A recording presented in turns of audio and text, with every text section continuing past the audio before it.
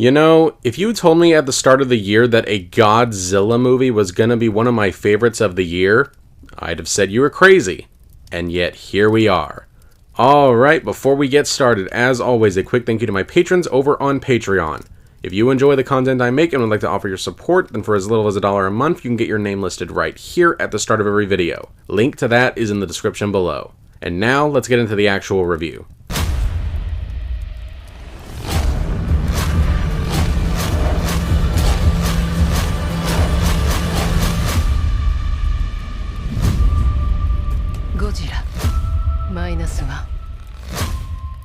Godzilla Minus One, or Godzilla Minus One in English, is the newest Godzilla film from Toho.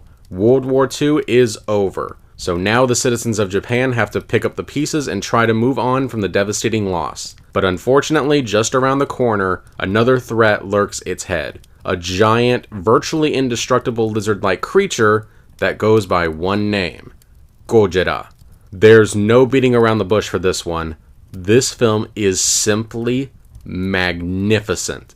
Out of all the blockbusters that have been released this year, with so many American studios pumping out hundreds of millions of dollars into the films that just did not perform well, both at the box office and critically, and then in December comes this film. A film that seems like the complete antithesis of contemporary Hollywood in every sense of the word, and yet simultaneously feels like an old-school Hollywood blockbuster in the best possible sense. It really took a Japanese movie studio to show American movie studios how it's done, and I really hope they're taking notes. First, let's talk about the most obvious comparison to make here. This movie cost a reported $15 million. $15 million. I am honestly flabbergasted as to how they managed to make this movie on that budget. I would have thought it cost at least 3 times as much. This movie cost 1/18 what it cost to make The Marvels, and it looks 10 times better.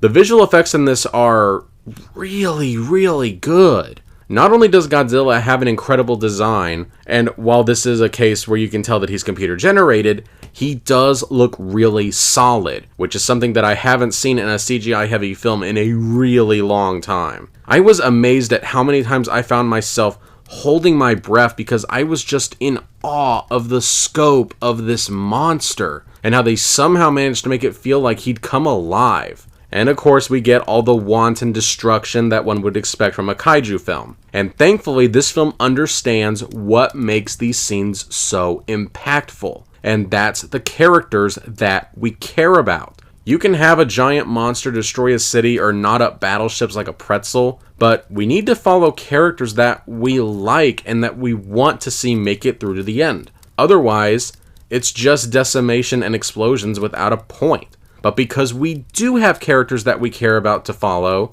the film's scenes of destruction are both awe-inspiring but also horrifying. And at the center of it all, you have the main character, Koichi, played really well by Ryunosuke Kamiki. What makes this character so fascinating to watch is he, in many ways, is forced to confront the shifting culture of the Japanese populace and how it conflicts with what had been instilled in him to be a kamikaze pilot. He feels guilt and shame over not having performed his duty and wants to make it right, but at the same time, the culture is shifting. But his feelings of shame and regret and guilt and how he feels dishonored don't just go away. It creates an interesting internal struggle where he almost represents the changing attitudes of Japan following the war. And the other characters are great too. Minami Hamabi is given a thankless role as his partner who's clearly in love with him, even if he can't quite commit to her yet. A stock role, but she plays it very well and makes the character likable and unique just with her performance. But honestly, what surprised me the most about this film was that this was a shockingly serious and dark reflection of post-World War II Japan.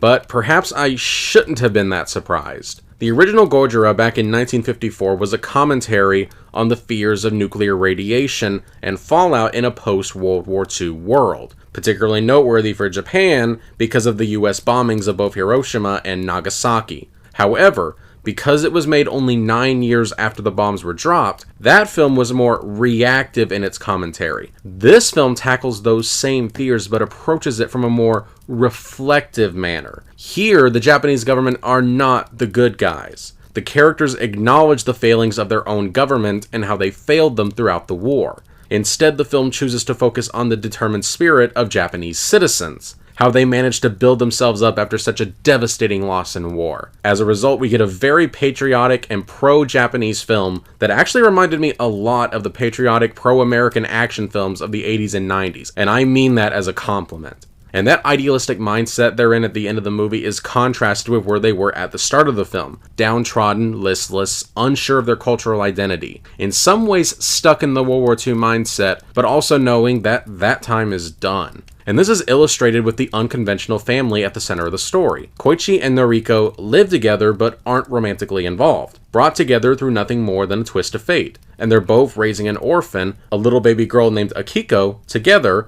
all of them having lost their families in the war. Out of the ashes of war comes something unconventional and yet still beautiful.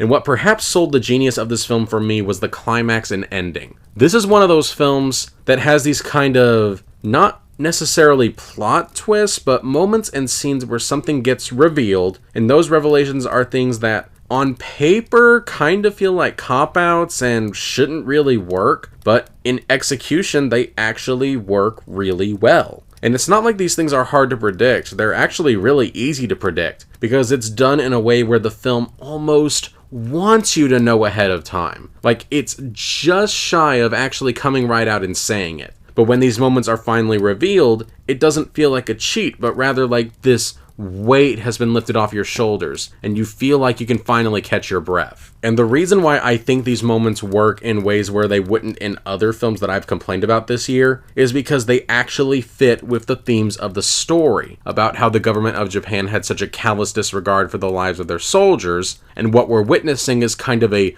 shift in cultural attitudes and how a human life is going to be seen as more sacred than it previously was. It's a perfect conclusion that it just hit the spot in a way so few films' endings have actually done. Godzilla Minus One just works. It works as a Godzilla film.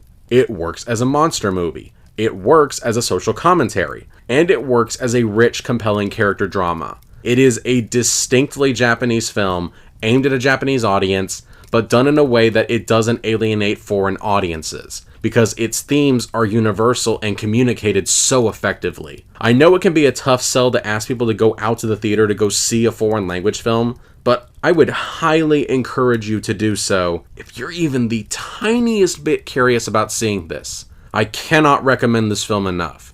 And if nothing else, even if you can't get into the talking scenes, there are scenes of Godzilla destroying Japan. So there is that. Godzilla Minus One gets a clear-cut, unambiguous, full shot. And I guess that's it for now. Thank you so much for watching. As always, if you want to see my early thoughts of any film I watch or to read more of my reviews, make sure to check out my Letterboxd account. The link to that is in the description below. And make sure that you're subscribed so that you don't miss any upcoming reviews. Have a good day, and I'll see you next time.